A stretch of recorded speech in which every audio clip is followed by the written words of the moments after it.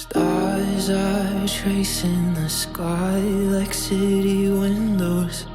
I watch you reflect in your eyes. Slow dance on the New York City high rise. You and me on top of the world. And I'm feeling like it was only ever you. And I'm feeling like you was something I won't lose.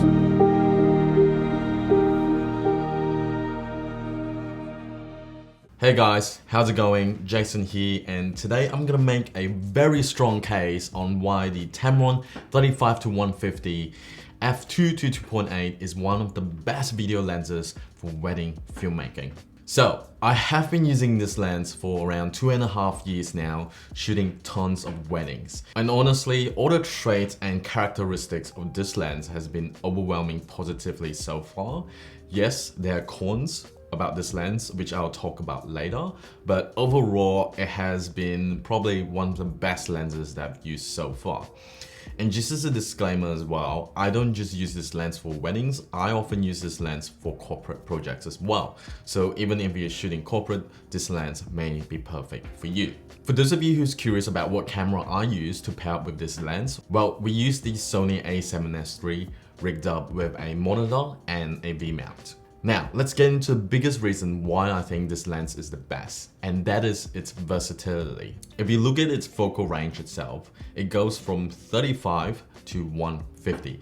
That is a huge amount of focal length, which can really give you a huge variety of shots when you're shooting weddings. You will be able to get wide shots, medium shots, or telephoto shots really easily throughout the day, and that really gives you a lot of flexibility when you're shooting different parts of the wedding. When you normally have a lens with a huge focal length range as this one, your aperture is normally quite high, like either f4 or f5.6, but with this lens, the aperture, it goes from 2 to 2.8, which is honestly mind-blowing how a lens like this exists. At the focal length of 35, your aperture would be f2.0, which will give you an amazing bokeh and allow the audience to focus right on the couple itself.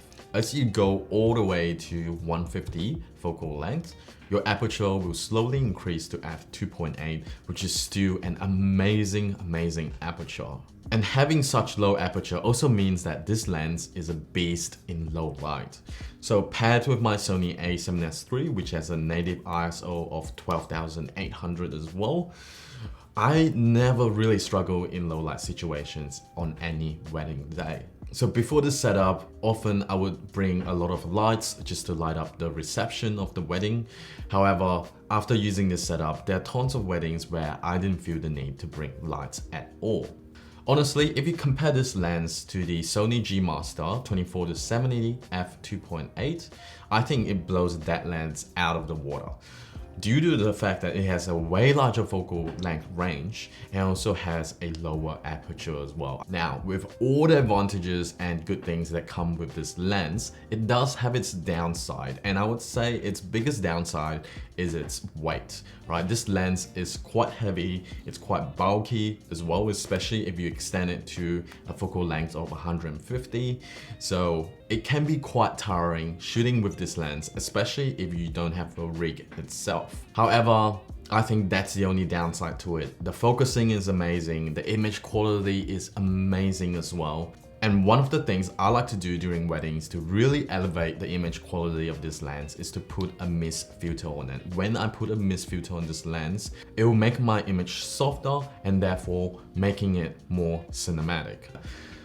Now, to convince you guys more, let's go through a typical wedding day and show you how this lens operates in each part of that day itself. In the prep part of the day, where the groom and the bride is getting ready, I often use this lens at its wider focal length at 35 f2.0. This will give me a cinematic look where I have blurry background and nice focus on the subject. And if I want to get a close-up on the groom or the bride getting ready, I can zoom in on my lens to 100 to 150 millimeter and get that nice crispy close-up. Since most of the times I'm working with a wedding photographer as well, having that extra focal length benefit just allows me to be more flexible in where I stand, so I don't have to get in the way of the wedding photographer. Next is the ceremony, and I think this lens really shines during this part of the day, because if you need a wide shot, you can just go straight to the focal length of 35, and then often during the ceremony, I can't stand too close to the couple or too close to the guests. So that's where the focal range of 100 to 150 really comes in useful, because I want to get those close-ups on the reaction of the guests and also the expression of the couple itself. Before we move on, if you guys admire our color grading and you shoot using a Sony camera, well, we do have our own cinematic light pack which we use to color grade all our wedding footage. So if you're interested in that, please check it out, link in the description down below. Let's move on to the bridal portraits. Again, the range of focal length really shines here, where you can get a mixture of nice wide shots at the aperture f2, or you can go for some real close-ups at the focal length of 150 and at an aperture of f2.8. Lastly, when it comes to reception, a lot of venues are quite dark or doesn't have nice bright lighting. This is where the aperture of this lens shines, because it allows you to shoot in these dark places. And on top of that, I did mention that I put a mist filter on this lens. So this is where the mist filter shines as well, because during the reception, you're gonna have a lot of practical and ceiling lights in the background. Therefore, when you have the mist filter on, these lights will appear a bit misty and definitely make this image look more cinematic.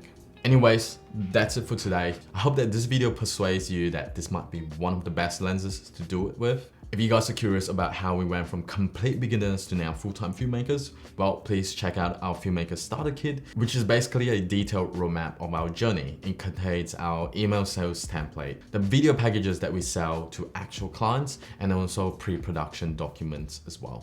Anyways, I'll see you in the next video. Stay focused.